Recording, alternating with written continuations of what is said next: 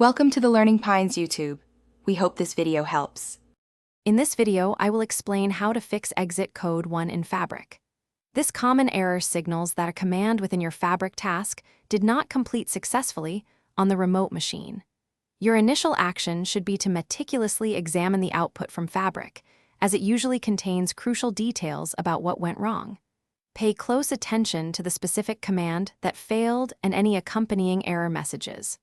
Also, confirm that both your local development environment and the remote server are set up correctly, as misconfigurations can often be the root cause. Many times, exit code 1 stems from simple issues. First, double-check that the command you are trying to run actually exists on the remote server and is accessible through its system path.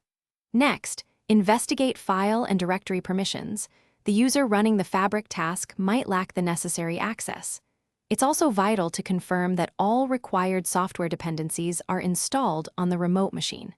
Finally, ensure that any critical environment variables are properly configured for the remote session, as these can significantly impact command execution. To effectively debug, Fabric offers several powerful tools. You can set warn only to true for specific commands or tasks. This prevents Fabric from aborting immediately on an error, allowing you to see the complete output. For even more detail, run your Fabric command with 3V flags, like VVV, to get highly verbose logging.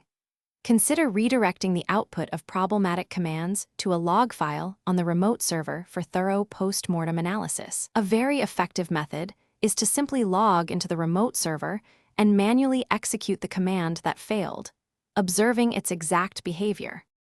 For more complex issues, try isolating the problematic command by creating a very small, dedicated Fabric task just for that one command. This helps narrow down the scope. Always remember to check the remote server's system logs, such as /var/log/syslog or journoctl output, for any related error messages that might provide clues.